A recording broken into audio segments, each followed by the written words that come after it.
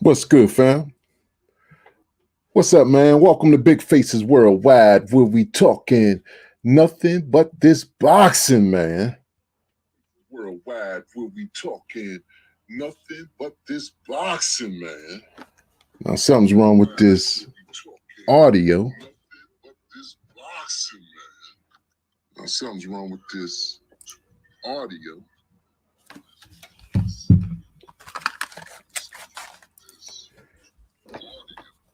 Okay,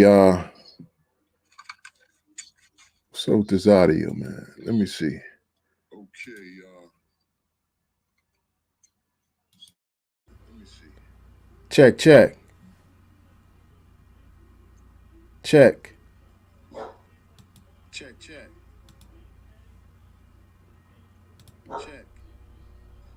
There we go.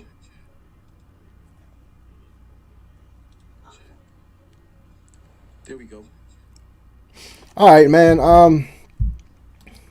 Yeah, what's good with you, fam? Hey, welcome to Big Faces Worldwide, where we talking nothing but this boxing, fam. Hey, what's going on, man? It's been a minute since we went live, man. But I think this is a topic that a lot of people are interested in, a topic that deserves some attention. There's a rumor flying around that the PBC and FOX will end their relationship a little early. Now, originally PBC and FOX, they had signed a 4-year agreement back in September of 2018 that was supposed to extend to 2022. So as of right now, it's a year and some change early. We know with the pandemic, there has been a lot of shit that's just not working out. You know what I mean? A lot of things that's not working out for the boxing community. PBC, Inside the PBC is a show that I've thought was doing good. You know what I mean? I thought it was doing well. I enjoy watching it. Sean Porter, Abner Mares, Kate Abdo. To me, they were doing the thing. You know what I'm saying? They was doing the damn thing. I thought when they cut it, it was a temporary thing, but they announced that the Inside the PBC show is not coming back. Now, Al Haymon, we all know, is a Harvard grad. You know, he's been said to be a very, very smart man. You know what I mean? Al Haymon, he got to have something up his sleeve. You know what I mean? He got to have something up his sleeve. I know the PBC, they started out on NBC. They made their debut on NBC. Steven Espinoza, I don't know if they can even, I know some of their fighters still fight on Showtime, but Steven Espinoza, he was not happy with the PBC because he said that it seemed like Fox was getting all the premier fights. You know what I mean? Everybody wanted that Fox money. Everybody wanted that big light shine upon them. You know what I mean? You can't blame them.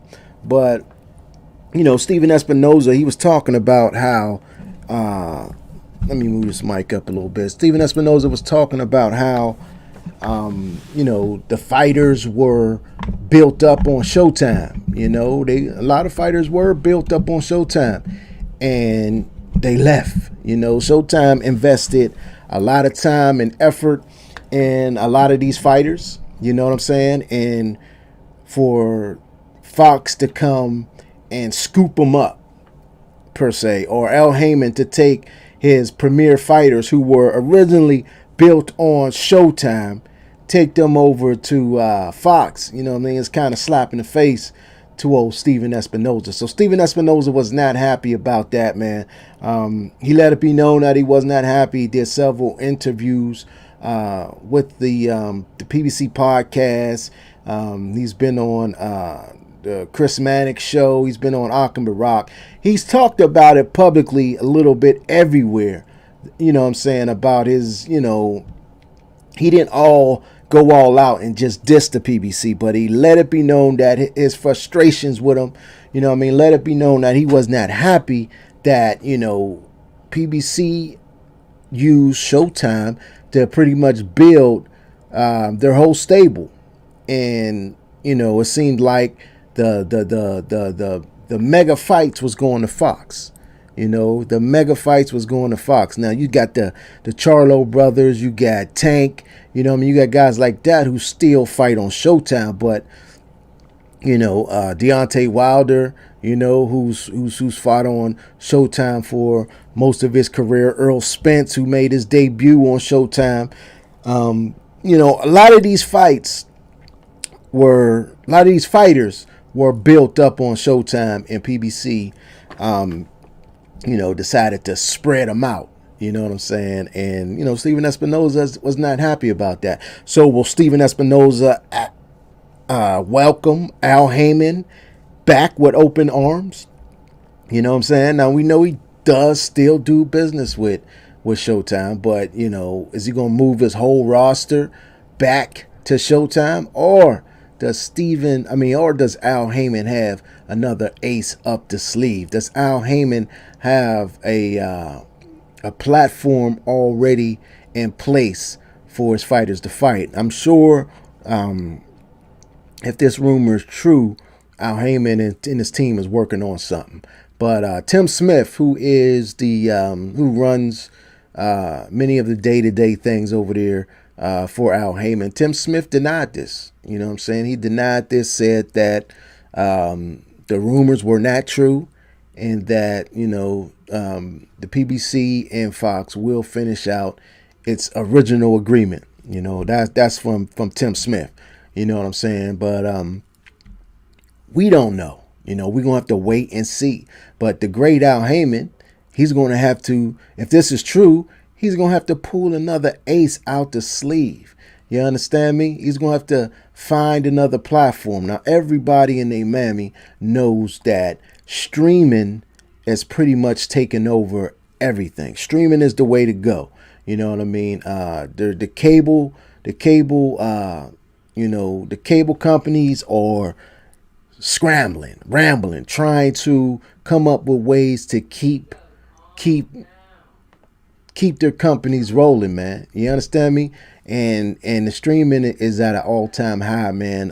You got the Zone, you got ESPN Plus, you got UFC Fight Pass, you got all these different platforms for combat sports, and I figure it's only a matter of time before PBC, they got to join the party. I made a video right around the time that the Zone originally came out, stating that PBC will have to, switch over to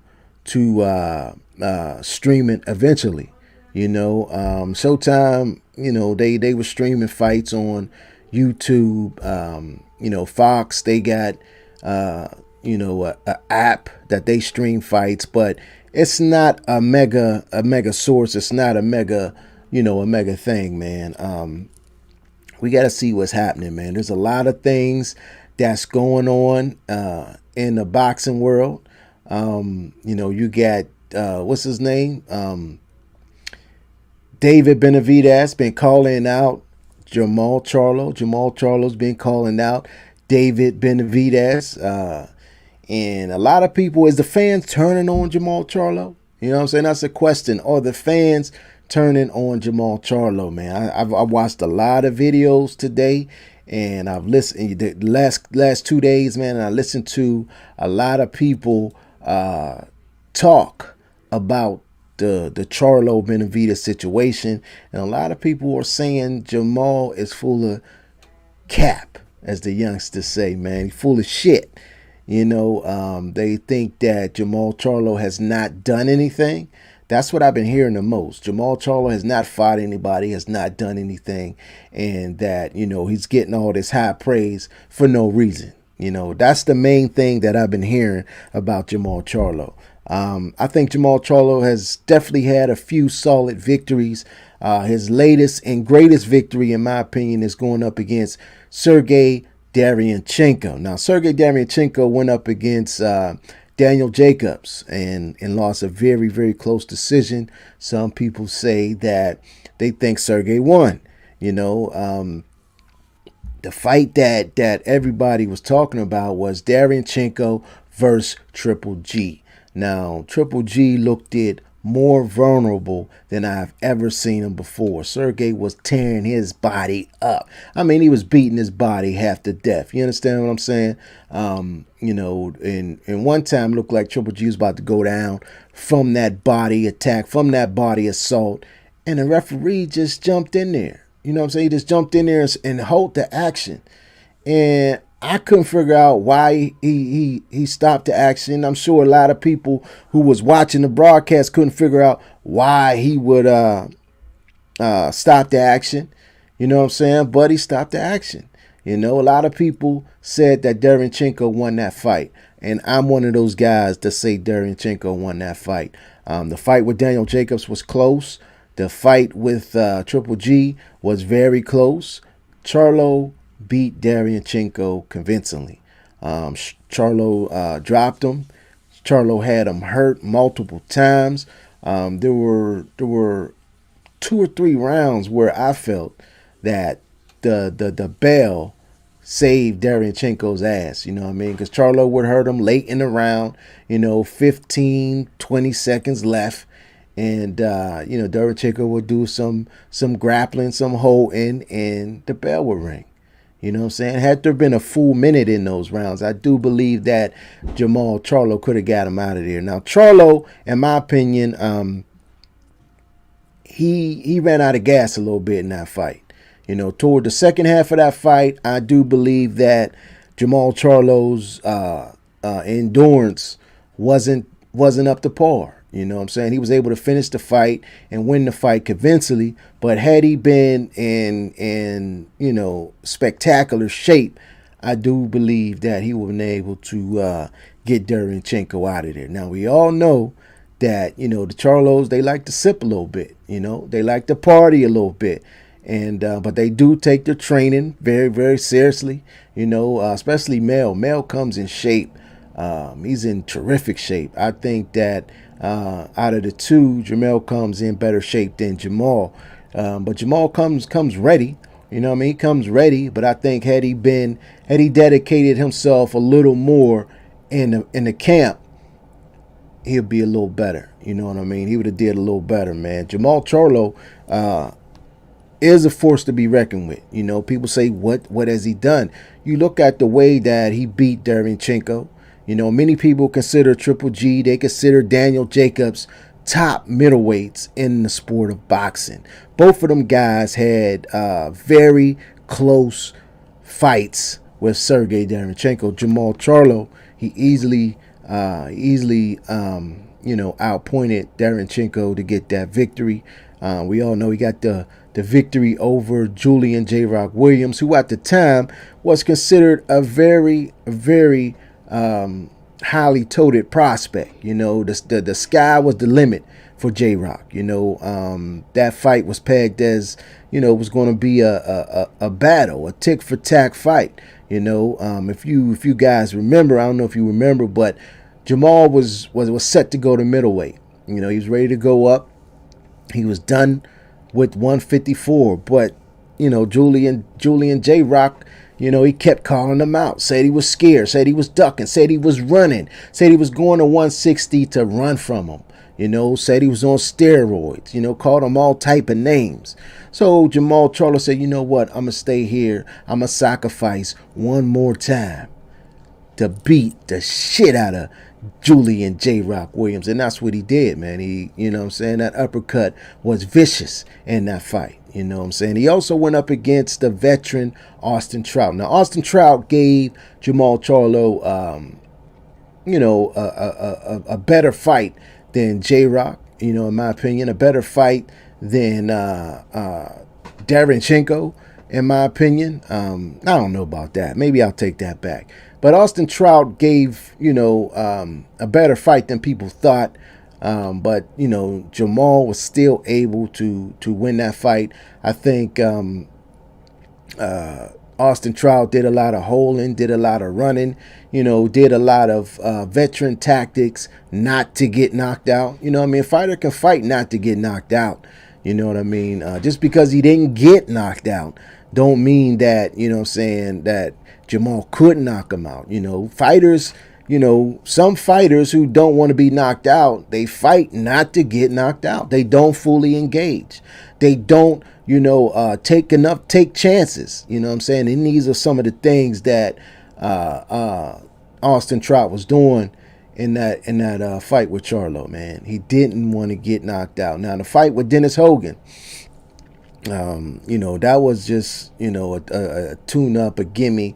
People talk about how Hogan came up from 154 and all that there.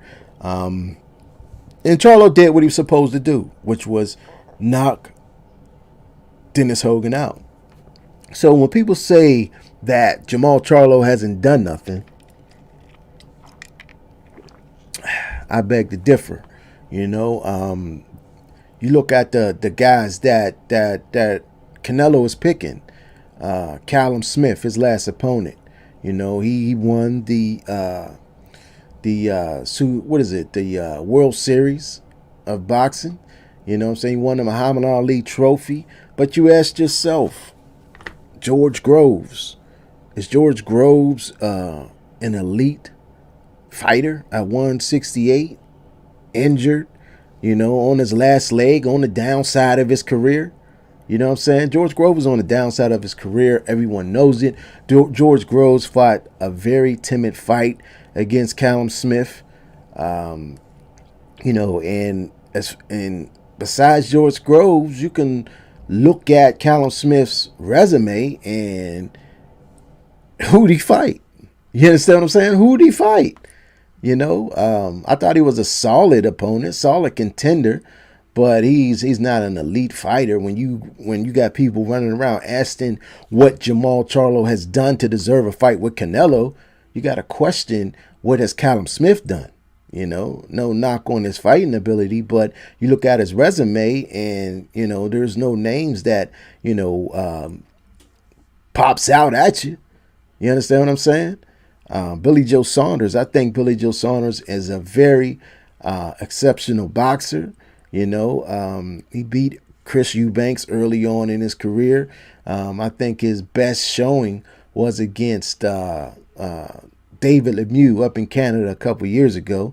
He was just working on all cylinders that night. He looked good. But then after that fight, he went missing, man. He went quiet. You understand what I'm saying? He's like up and down. His career is up and down. His conditioning is up and down. And, he's been running from Demetrius Andrade, in my opinion. You know what I mean? Andrade has been trying to fight him, was signed to fight him. He felt that he had to take some type of stimulant to defeat Andrade. You know what I mean? Then when he came back, he was told to fight Andrade again, but instead of going and trying to get his WBO title back, he decides to move up to 168 to fight for that vacant strap that my man Gilberto Ramirez vacated. And I think that was just the stupidest move for him to do. Ramirez, I liked Gilberto Ramirez. I still like him. I haven't seen him lately. You know what I'm saying? I think that his career is being mishandled. He's a real deal. He doesn't have a whole lot of names on his resume. The biggest name would be Jesse Hart. You know what I'm saying? Who he beat twice, in two real exciting fights, you dig?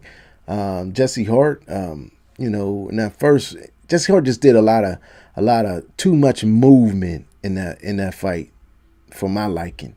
You know what I'm saying? He was just moving too much. Like he was just running from Gilberto Ramirez. Like he was fighting spots, but he really wasn't trying to to win, in my opinion. But yeah, man, I think that Charlo deserves a shot with Canelo. He was his mandatory for quite some time, and we all know that Canelo did not want to fight him.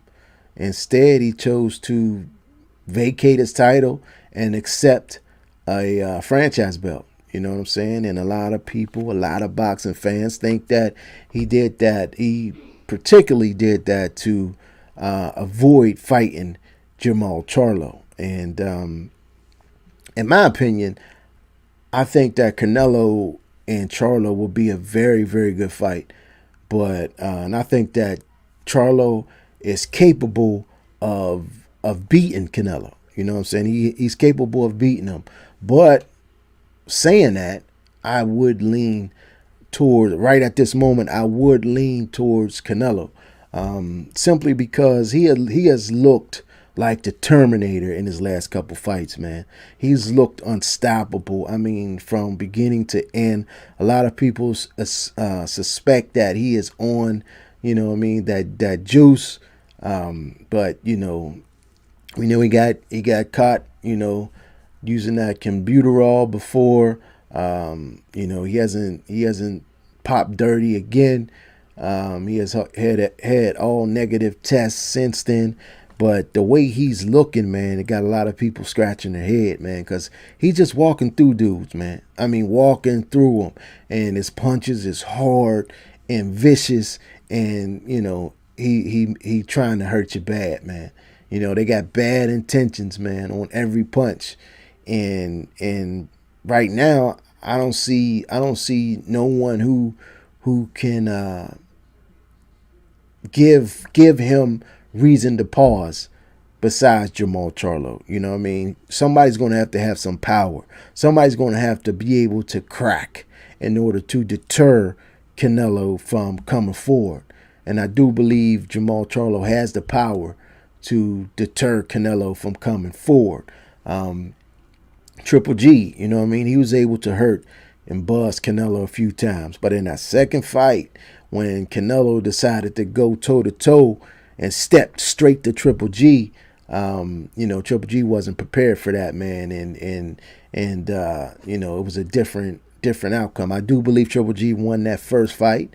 And the second fight, from me first watching it, I thought Triple G won again. But as I watched it a couple times, I could see how some judges could have had it for Canelo. You know what I'm saying?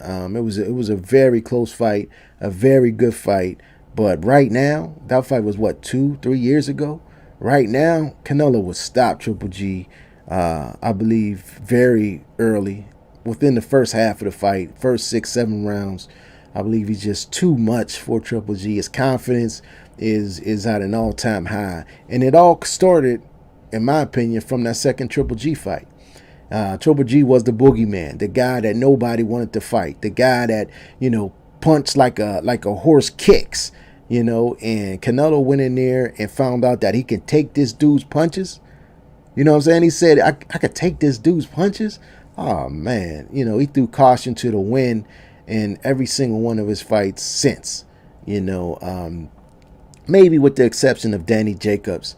He was a little cautious, but, he still went in there and did what he had to do and was dominant, in my opinion. Danny Jacobs never really had that killer instinct that a lot of the elite fighters have. You know what I'm saying? You gotta be able to turn it on, when it's time to turn it on. Put your pedal to the metal when it's time to turn it on. And I don't see Danny Jacobs having that switch. You know what I'm saying? He doesn't have that switch, and therefore a lot of these top fights. This is why Danny Jacobs has not been able to win these top fights. You know what I'm saying? Because he does not have that switch. He does not have that hunger, that killer instinct that these top fighters has, like a Terence Crawford, like a Jermall Charlo, like a Earl Spence, like a Deontay Wilder, like a Tyson Fury, like a Canelo Alvarez. You know what I'm saying? These guys all got the killer instinct, and You know what I'm saying? They are elite fighters for that reason. You know, where where if we're able to get Jamal Charlo and David Benavidez inside the ring this year, I think that would be a hell of a fight. You know what I'm saying? A hell of a treat for the boxing fans. You know what I'm saying? You got this young kid, 23 years old, undefeated, two-time super middleweight champion of the world, big as hell, fearless, what I'm saying, going up against another two-time world champion in Jamal Charlo, moving up in weight. But Jamal has all the attributes to be great at the weight. You know what I'm saying? He got the frame. I think he's 6', 6'1". You know what I'm saying? He got the height, he got the length to really make a splash at 168. I think he would do well. I think that his power would be more devastating at that weight. You know what I mean? But that'll be a tough fight for Jamal Charlo, in my opinion, man. David Benavidez is a monster. He's coming to seek and destroy. But Jamal has the ability to box. He has the ability to brawl. He has the ability to hit and not get hit, to use the back foot, to use the ring. And I believe that Benavidez, in my opinion, he has only one gear, and that's to come straight forward and try to seek and destroy, in my opinion. You know what I mean? But Benavidez is tough, hungry, young, and you know what I'm saying? He wants that action. He wants that smoke. So, we're gonna see if that fight comes to fruition. I've heard something that Charlo has said that Benavidez will need to get the COVID vaccine before he steps in the ring with him. Then I heard on Fred's show from Barbershop Conversations that Charlo said something to the fact that he's not fighting anyone under 25. I have not been able to verify that, but he said he did it on his Instagram live. I know that Fight Hype had posted some of Jamal Charlo's live from the other night. I have not watched it in its entirety, but I'm going to check it out. You know what I'm saying? I'm going to check it out now, and see what context, he said that in. You know what I mean? A lot of people, they talk shit, and, he may not been as serious as some may have taken it. You may just been talking shit, man. I ain't fighting nobody under 25. You know what I'm saying? Just talking trash like some fighters do.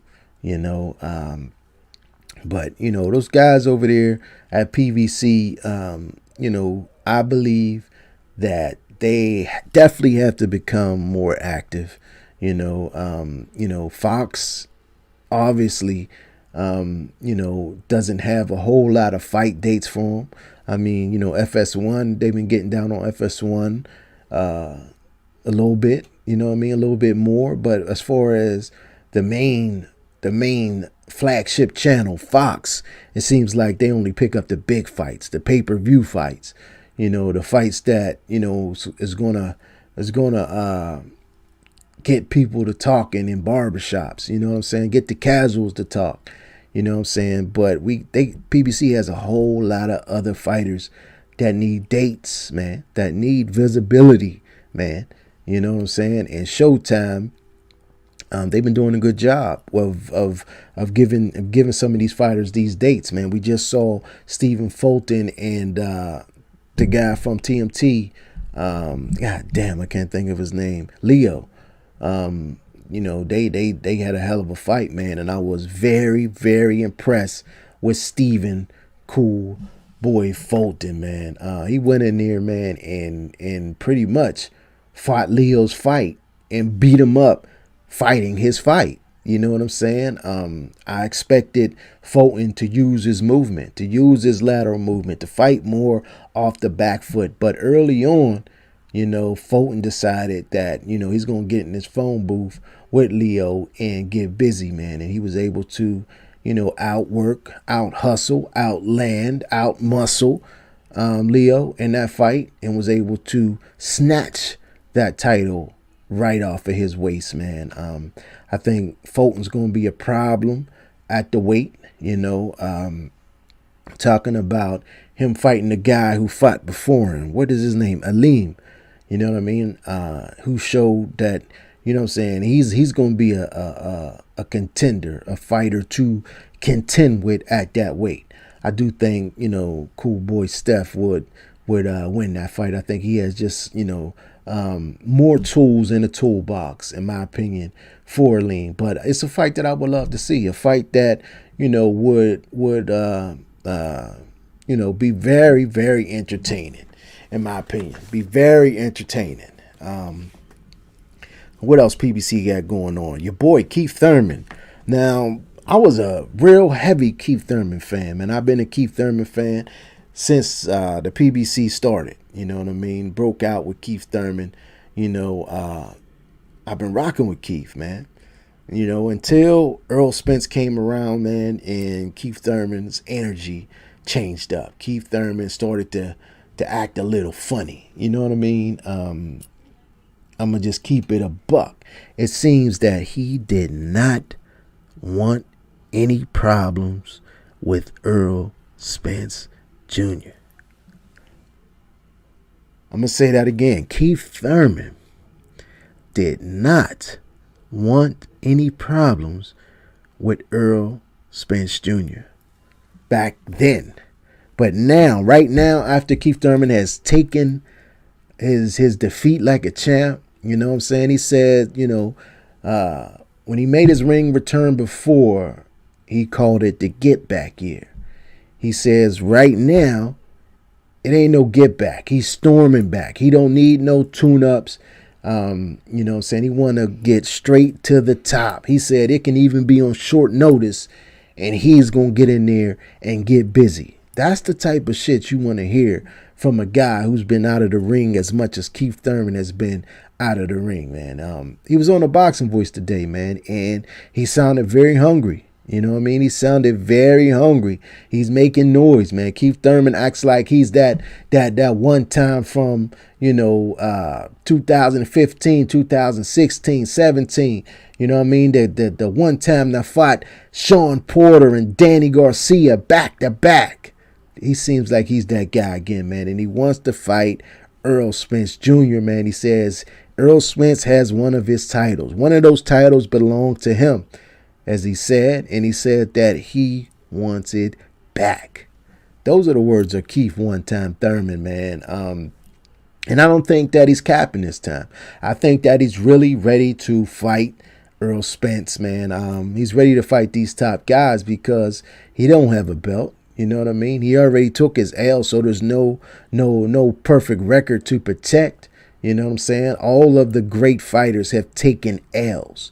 Keith Thurman knows this, and you know what I'm saying? He knows that he has to go into the danger zone in order to be great. He has to go into the danger zone in order to redeem himself. Because right now a lot of people don't believe you. You need more people. A lot of people don't believe that Keith Thurman is serious. Some people think it's going to be a money grab. Smash and dash. Dash up out of here. You know what I'm saying? But me personally, just listening to him talk, watching him over the last couple months, he don't have a fight, but he's been training. You know what I'm saying? He's been keeping his weight down. You know what I'm saying? He said so that he's ready. If he got to take a fight on short notice, he's ready. He's ready. I would love to see him and Ugas fight that WBA super title. That's Keith Thurman's old belt that Manny Pacquiao, defeated him for. Now Ugas has got it. Before Ugas has got that fight, they got that belt, they were talking about making that fight. Keith Thurman was talking about possibly fighting Ugas. And I don't know if Ugas is going to go straight into a fight with Earl Spence Jr. You know what I'm saying? Maybe he fights a Keith Thurman first. And I don't think he can beat Keith Thurman. I think Keith Thurman, although he's been out the ring, man, I think Keith Thurman is still a very, very good fighter. You take a look at that Manny Pacquiao fight, it was a very close fight. You know what I'm saying? It was a very close fight. If it wasn't for that body shot in the 10th round, you know what I mean? I had it a draw or I had Keith Thurman coming back winning that fight. You know what I'm saying? He fought hard in that second half of that fight. I mean, he fought damn hard in the second half of that fight, man. He wanted his title. You know what I'm saying? He wanted his title. He got knocked down in the first round, and I do believe that shaped the rest of the fight. You know what I'm saying? That shaped the rest of the fight. Had he not been knocked down in that first round, we may have had a different outcome. When people get knocked down, they're embarrassed. They want to get it back. And I think when he was knocked down, he got up. His whole game plan went out the window. He just was trying to get it back. You know what I'm saying? He just was trying to get it back. And unfortunately, he wasn't able to get it back. Hey, it's a lesson. It's a life lesson. It's a life lesson. Manny Pacquiao at 40 years old was able to defeat Keith Thurman, was able to defeat Adrian Broner. I thought in an Adrian Broner fight that his legs showed me that, he showed his age a little bit, you know what I'm saying? But in the Keith Thurman fight, man, it seemed like he was, I don't know if he was up for the challenge more. Some fighters, they get up depending on who they fighting, and maybe that Manny Pacquiao just, he just slept on Adrian Broner, said, this is Broner. I know he ain't gonna do much. He gonna keep his hands in his pocket a lot of the fight, and and pretty much not throw his hands. You know what I'm saying? But Keith Thurman, he knew Keith Thurman was young, hungry, and was going to defend his title. So he got up for Keith Thurman. A lot of people speculate, why wasn't there any drug testing? Why wasn't VADA involved in this championship fight between Thurman and Manny Pacquiao? I know Keith Thurman has said that he didn't care. He didn't care about no drug testing. You know what I'm saying? How the hell you not care about drug testing in the championship fight? Some of these fighters are just so in awe of fighting Pacquiao, so in awe of getting the biggest payday of their career, that they don't, they bend and fold to every demand from Pacquiao. Now, how in the hell Keith Thurman, WBA super champion, former unified welterweight champion, how in the hell didn't he have a rematch clause?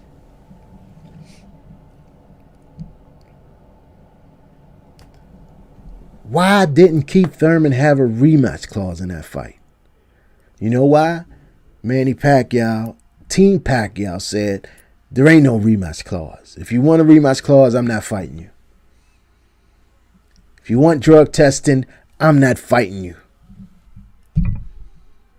If you want anything that I say I don't want, I'm not fighting you.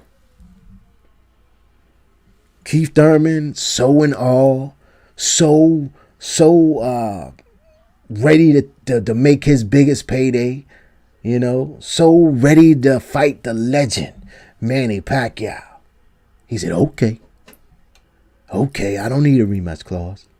Okay, we don't need drug testing. Okay, I'll wear these gloves. Okay, I'll wear these shoes that you want me to wear. Okay, I'll stand over here. Oh, you can come out first. Oh, your name can be on the bill first. Or, you can do this and that first. These fighters, man, these champions, you got to respect yourself a little more, man. You got to have some more self-dignity, man. Don't be giving in just because you and all. Like, it disgusts me sometimes how I hear these fighters, chase after Manny Pacquiao, man. You hear Earl Spence talking about, I want Pacquiao. You hear Bud Crawford, I want Pacquiao. You hear little boy Ryan Garcia talking about, I want Pacquiao. Now, in one sense, you can't blame them. Can't blame none of them because Manny Pacquiao is a legend. Manny Pacquiao does bring a lot of money, probably more than these fighters have ever made before. But on the other hand, you got to look at yourself, man, and say, hold up, man. I'm a champion. I'm in my prime. You know what I'm saying? I'm running this shit right now. And I'm not in awe of anybody. I'm not going to bend for anybody. That's how I feel that these champions should act, man. So, Manny Pacquiao being stripped, it's clear that he don't want to fight Earl Spence. It's clear that he don't want to fight Terence Crawford. It's clear that he wasn't willing to give Keith Thurman a rematch. It's clear that he don't want to fight a top welterweight. I thought he should have been stripped. I thought he should have gave that title up. He done everything that he needed to do. He beat all the greats. He won every title. He's the only 8th division world champion. And that record, I don't believe, will ever be broken. Manny Pacquiao is a living legend in the sport of boxing. He doesn't need nothing else to prove, man. He was just in the way. I'm very glad that he's out of the way. I'm very glad that, the WBA decided that they was going to do the right thing and get Manny Pacquiao out the picture. You're talking about fighting Conor McGregor. You're talking about fighting little baby Ryan Garcia in an exhibition match. Come on, man. You know what I'm saying? Come on, man. They did the right thing, taking that belt from him, man. I'm happy to see it. I'm happy to see it. I don't think Pacquiao will fight again in the boxing ring. From what I hear, he's very, very much intertwined in politics over there in the Philippines. If anything, he's going to fight exhibition matches, fight UFC fighters and, shit like that. Now, Conor McGregor, who just got knocked out by Dustin Poirier a week or two ago, man, he's coming out and saying that he was worried too much about Manny Pacquiao. He wasn't focused on Poirier like he should. You know what I'm saying? That's why he got knocked out. But with him being knocked out, I doubt that the interest will be there for him and Manny Pacquiao. A lot of people think that Conor McGregor is done. Think that his career is pretty much over. Pretty much a gatekeeper now.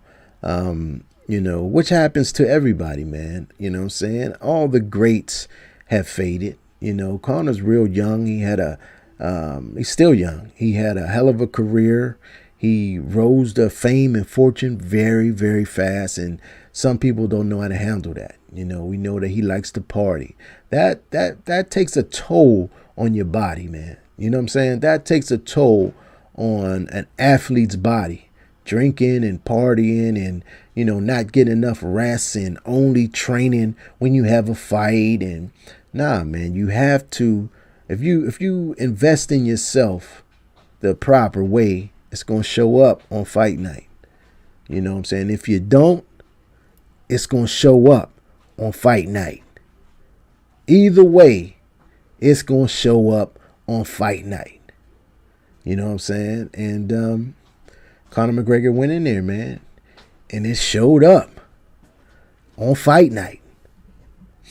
But yeah, man, Al Haymon, I think that, he has to, if this is true, like I said, Tim Smith, the VP over there at PBC, he has denied these allegations. Let me say that. He has denied these allegations, said that they are not true. I do believe it was Michael Woods who was asking these questions to him. It was Michael Woods who has wrote this article. The article is in the description of this video. You can go check it out for yourself in its entirety. Now I was going to read it, but it was a really long article, so I decided not to. But I put it in the description, so you can go check it out for yourself. Read it and, you know, come up with your own conclusions, man. Only time will tell if you know, what he's saying is true. You know, another thing I want to talk about before I get out of here. Before I get out of here, I want to talk about a big topic that seems to be on a lot of people's mind, and that is, will we ever see Earl Spence Jr. and Terence Bud Crawford? You know, fans seem to be, you know, split right down the middle of whose fault it is and why this ain't happening. And, you know, there's a lot of egos involved, man. A lot of egos involved. And who am I to say that any one of them is wrong for demanding what they're demanding? You know, Earl Spence says he wants 60% of the pot. Bud Crawford said he won 50-50 or no fight. Who am I to say that either of them is wrong? Either of them should take this. Either of them should take that. You know what I'm saying? There was when I was coming up, man. You know, watching fighters, man. You didn't hear fans talking about the purse. Who gonna get this? Who deserves that? Who deserved this? You know what I'm saying? You didn't hear all that. But there wasn't social media back then. You know what I'm saying? All these numbers and things weren't made public, you know what I mean, to give fans, you know, the ability to have an opinion. You know what I mean? Now, this information is right at your fingertips. So, naturally, we're going to have an opinion. Everybody's going to have an opinion. You understand what I'm saying? Me as a fight fan, I just want to see the fight, fam.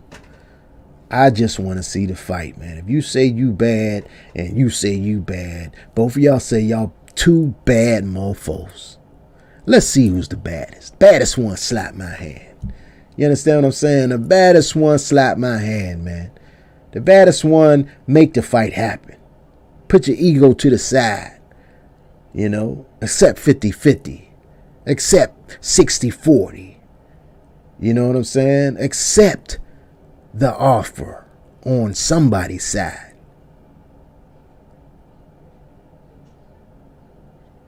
That's the only way we're going to get this fight. Somebody has to put the pride aside and make this fight happen. You know, is it going to be Earl? Is it going to be Bud? Maybe we'll never see this fight. And, you know, like Bud tweeted out, man, Earl Spence is a good fighter. But if he don't fight me, this is what Bud said, if he don't fight me, he will forever be remembered as ducking me. This is what Bud Crawford has said. Now, not saying that Earl Spence is ducking Terence Crawford, but Earl Spence has made all these plans and, in my opinion, put all these obstacles in front of the fight. You know, he wanted to take the easy road. He wanted to clean out this side of the street first, and, you know what I'm saying, all that type of talk right there. You know, now Ugas is the champion. He tweeted out, now that's all you had to do was get a belt, get something I want. Now let's make this fight. Well, all the while, Terence Crawford been sitting over there with that WBO strap.